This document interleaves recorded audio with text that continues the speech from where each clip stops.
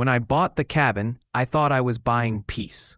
After months of grinding overtime in the city, I pictured myself drinking black coffee on the porch, listening to the wind in the pines.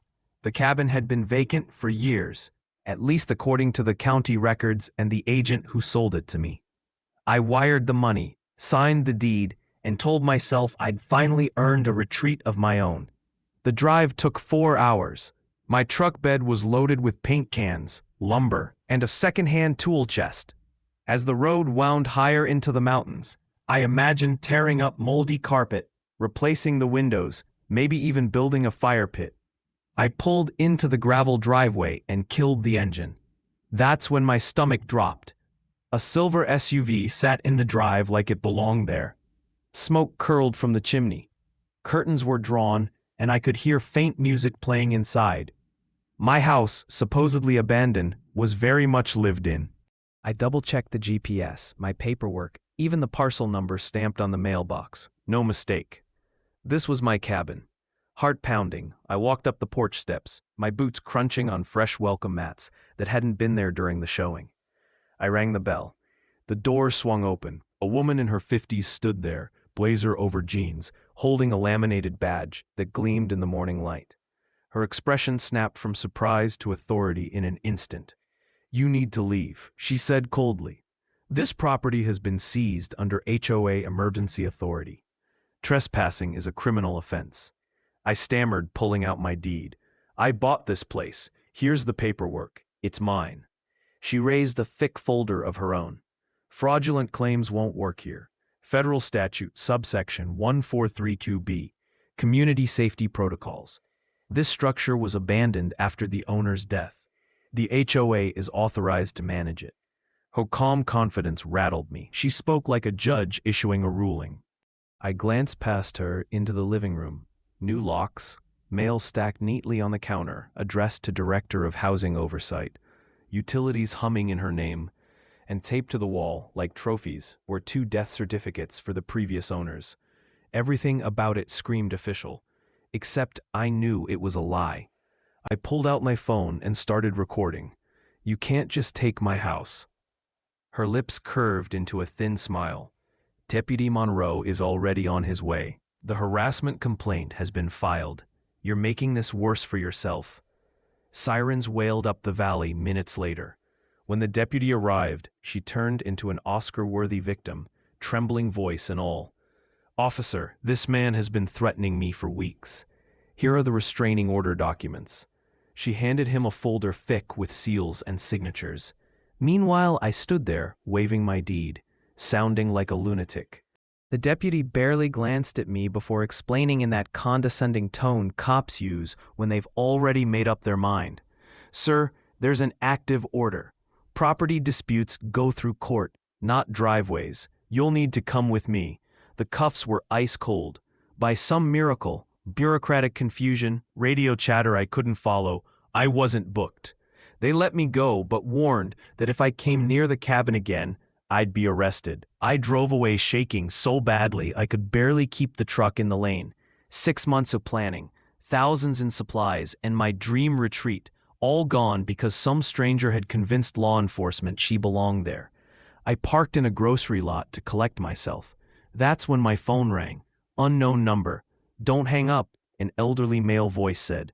"My name's Frank Willis. I live 2 doors down from your place. I saw what happened today. We need to talk, privately. Meet me behind the library in 20 minutes. Everything in me screamed to ignore it. But desperation makes you do stupid things. Frank looked like a retired banker. Neat clothes, silver hair, glasses polished within an inch of their life. He slid into my passenger seat with the care of someone in his 70s. "You're not crazy," he said simply. "That woman's been casing the property for months. She's done this before." Frank, it turned out, had been a forensic accountant for 4 decades. He started pulling out notebooks, signatures, dates. "The statute she quoted doesn't exist. That badge is printed on county letterhead you can download online. And those death certificates? Wrong format for our state." For the first time since this nightmare began, relief washed over me. Someone believed me. Over the next hour, Frank laid out a picture that chilled me. Diane Mercer, that was her name, wasn't a squatter. She was running a professional scheme. Identify properties whose elderly owners had moved away or died. Forge HOA emergency seizure orders. Move in under the guise of official authority. By the time real owners showed up, she had paperwork thick enough to scare off cops. She's not working alone, Frank said, flipping to a chart. I traced similar seizures in 2 other counties. Same signatures, same fake positions. This is organized. That night, Margaret, another neighbor, called Frank in a panic. She's holding an estate sale. The Hendersons' belongings are laid out across the lawn. People are buying photo albums, furniture, everything. I saw the photos Margaret texted. 60 years of a couple's life tagged with price stickers. A grandfather clock, wedding china, family photos, all auctioned off while strangers wandered through what used to be my living room. Diane was live streaming it, smiling like a TV host. Neighbors gathered in fury. But Diane arrived at the impromptu meeting in Harold's, no, in Frank's, garage with her blazer, her briefcase, her little gavel. She flipped the script with terrifying ease.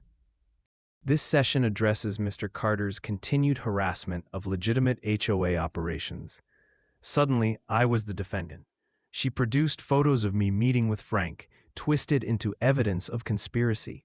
The vote to fine me $500 a day passed by a landslide. My own neighbors, people I hadn't even met yet, raised their hands in fear of federal obstruction. The next morning, I found an official notice taped to my door in the city. Structure condemned. Demolition scheduled within 48 hours. I thought I was going to vomit. Frank wasn't surprised. He studied the order grimly. These aren't just forged. Someone inside the county is processing them. We're dealing with corruption, not just fraud. We decided to prove it. Cameras, recorders, witnesses. Margaret's second-floor window offered the perfect vantage point. At 9:15 a.m., the county inspector arrived. His handshake with Diane looked far too familiar. Minutes later, she handed him a thick envelope. He pocketed it casually, then began documenting safety hazards he himself created. Loosening railings, spray painting fake mold. Diane directed the scene like a film set. We caught it all on video. But Frank's face tightened. Look at the timestamps. They line up too perfectly. They knew we were watching. They staged this for us. That realization was worse than anything else. They were confident enough to let us film the bribery, which meant someone higher up would bury it. Before despair could crush me, Frank had another lead. The Hendersons, he said. The couple who supposedly died. They're not dead. I checked. We drove to Sunset Manor, a care facility 30 minutes away. And there they were. John and Evelyn Henderson, alive, confused, and furious. They told us Diane had visited months ago with badges and papers, claiming their house was condemned for safety. She'd promised their belongings would be stored safely until repairs were complete. They signed what they thought were temporary storage forms. Evelyn pulled a small recorder from a drawer. I tape our care meetings. She didn't know. It caught everything she said. We listened to Diane's voice outlining her playbook in chilling detail. Fake deaths, forged statutes, bribed officials. That recording was the missing piece. Frank called every contact he still had in state and federal offices. Banking records showed bribes. The recorder proved intent. And the Hendersons were living witnesses to a crime she claimed had killed them. Within a week, the FBI was involved. Agent Ramirez, Financial Crimes Division, told us straight. We've been tracking cases like this across 3 states, but we never had living victims. This blows it open. Media swarmed next. A local reporter, sharp-eyed and relentless, interviewed the Hendersons with compassion. The broadcast went live the same morning Diane decided to make her stand. She arrived in a convoy of cars, flanked by lawyers and a cameraman of her own. She tried the same performance. These are coordinated attacks on housing authority operations. But when John Henderson rolled forward in his wheelchair and said, voice shaking with rage, "Young lady, My wife and I are very much alive, and we watched you sell our wedding china on the internet." Her mask cracked. The FBI agent stepped in. On live television, Diane Mercer was arrested for interstate fraud, elder abuse, forgery, conspiracy, and racketeering. As they cuffed her, she looked at me across the crowd. Her lips moved slowly, deliberately. Not over yet. 6 months later, I sit on the porch of my renovated cabin, sipping coffee as the sun breaks through the pines. Frank gardens next door. The Hendersons visit on weekends. We never got all their belongings back. Photo albums and heirlooms vanished into strangers' homes, but the community rallied. We built new furniture, framed new photos, created something stronger than what was lost. The HOA tried to break us apart with intimidation and fear. Instead, it forged us together. We started a network, neighbors checking in on the elderly, sharing suspicious mailers, documenting shady inspectors. Other mountain towns have copied our model. Peace doesn't come easy. Sometimes it takes fighting back against people who weaponize authority to destroy lives. I thought I was buying a cabin. What I really bought was a war, and somehow I won. But on quiet nights, I still see her mouth those words. Not over yet.